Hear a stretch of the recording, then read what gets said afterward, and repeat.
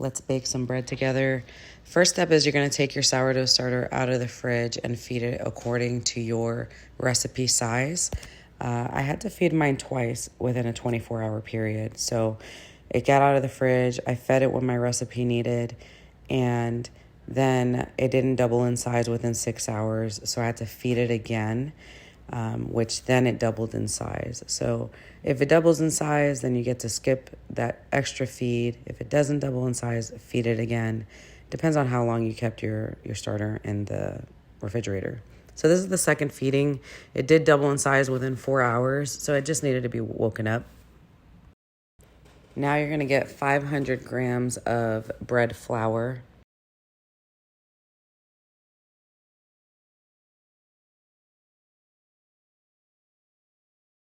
Then you're going to add 350 grams of filtered warm water.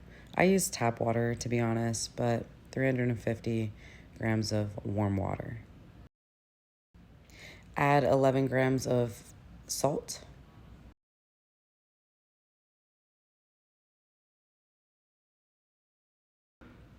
And then after that, you're going to mix it. I use this tool, but eventually I'm going to just start using my hands because I feel like it's going to be a lot faster. Use this time to actually get everything incorporated in there. And that's when you're going to add your starter after everything's incorporated. After we're done with this setup of our bread dough, we're going to take our clean jar to put the remainder of the sourdough inside the refrigerator. And we should be left with about 50 grams of sourdough starter. Mix everything up. Again, I'm going to use my hand because things are sticking to the bottom of the bowl, and that's fine for you to do that too.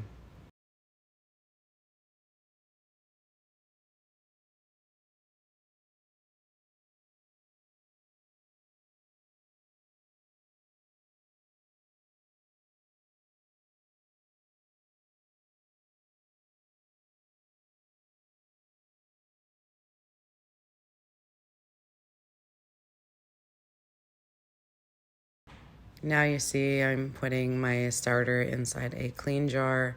I ended up with over 125 grams of starter, which is fine for me because I end up using that to bake again within the next couple days. So if you have extra, then do that. If you don't, save the discard for later. Here you're gonna wet your hands and you're gonna stretch and fold. Don't soak your hands, just lightly wet it. And then you're gonna quarter turn, stretch, and then you're gonna fold. You're gonna do 4 of these multiple times until you see that your dough is keeping its shape and it's harder to stretch. This is basically causing the gluten to be strong, and your dough is gonna have a lot of strength to it.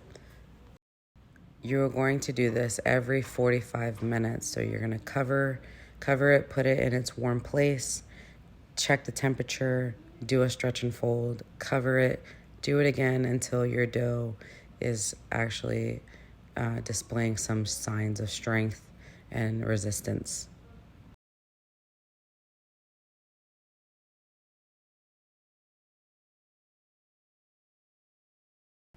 Checking the temperature of your dough to see how long bulk fermentation is going to take is very important.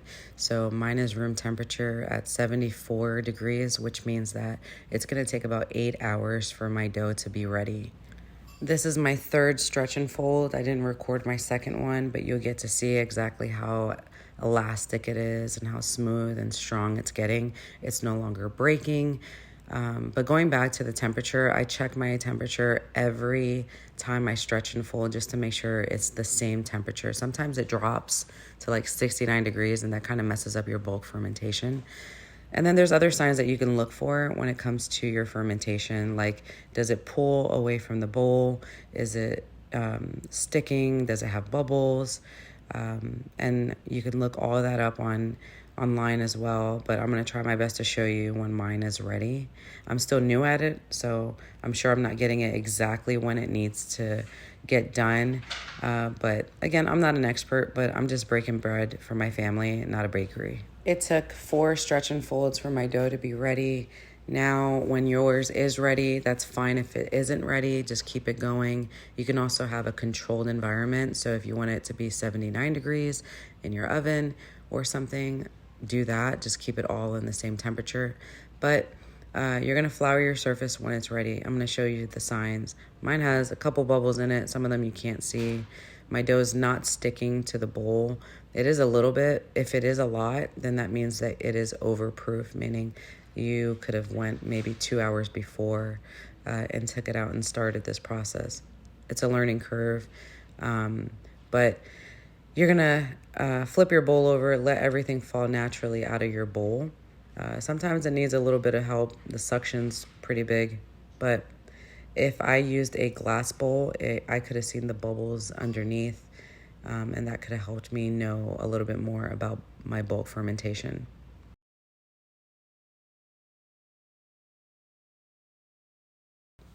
Now is the time to shape, which is one of my favorite things to do. Again, I'm still an expert. I have not found my technique of learning exactly how to shape, but it works for me.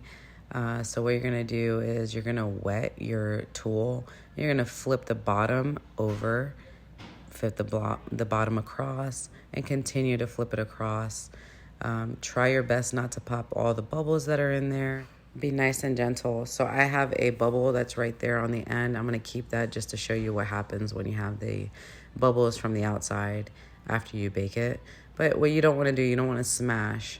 This is one of my favorite methods. I still haven't mastered it, but I love doing it. So you're going to take it underneath and you're going to pull it towards you. So your hand is guiding it back, and then the tool is grabbing the bottom for you, and then you're pulling back towards your belly button.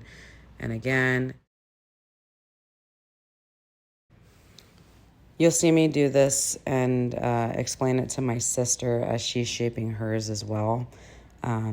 So your hand is a guider and the tool is the lifter and pusher.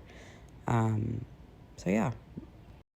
I see so many people who are experts at shaping their dough that I love watching it. I can go hours and hours of watching people shape their dough, and I can't wait to actually master this, but it works for this household, so I hope your shaping gets better as well.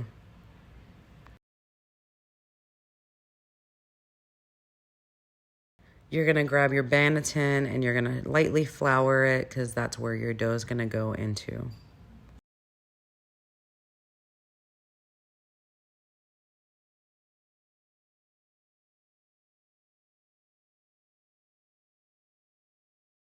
Take your dough from the bottom. You're going to flip the bottom to now be your top inside the Banneton. Really, really confident, quick move. Stitch the bottom, or now your top. You're just going to grab each side and stitch it. And then the corner sides, you're going to flip it into each other.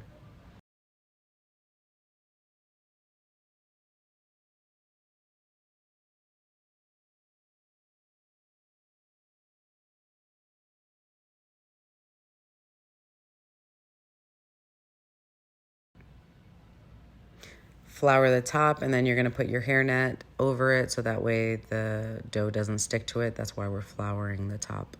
Let that sit for an hour and a half. After that hour and a half is over, preheat your oven to 450 degrees. Remove any of the spots that you might have that has like a mass of flour. You're going to take this silicone thing and you're going to flip it on its, your bottom is now the bottom originally, and now your top is your top. My shaping kind of came out a little iffy. You could see the bottom 6 o'clock area is a little wrinkly. That's fine. And then you're going to see that bubble that I have not popped yet. I want you to see what happens to it after it bakes. Here we're going to start scoring. This is where you can score your bread however you want.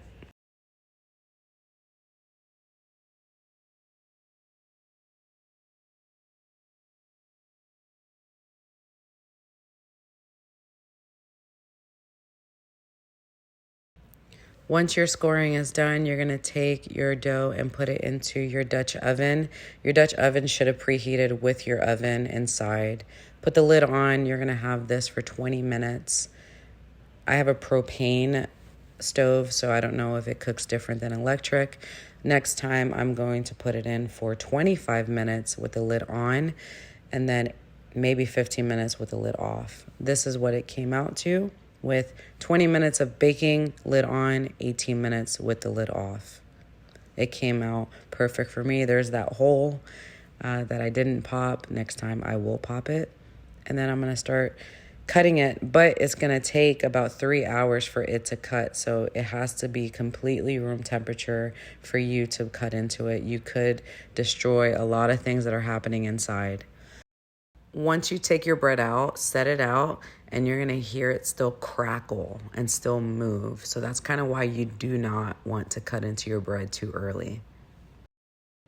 Be gentle with your cuts. Try not to smash. Let the knife do what it's intended to do. Flip it on multiple angles to try to cut it. Your bread is going to be soft and crunchy at the same time. So be very gentle. Flip it on its side and cut the way that I'm cutting. That's fine. There's no right or wrong way to cut your bread. Just don't smash it.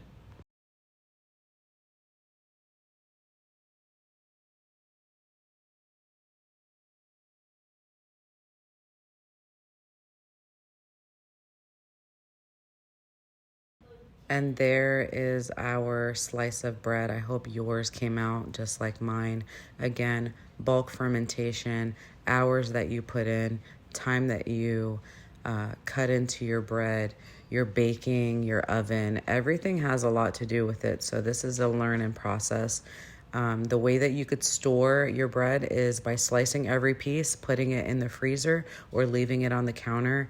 It's going to get hard, so you just water it down, and then you could put it in your oven. What I do is I put mine directly into the freezer. We take one out if we wanted to. We put it in the microwave for about 30 seconds, and it's ready to be eaten, or you could put it in the toaster. It was great baking with you guys. The next recipe is going to be pretzels.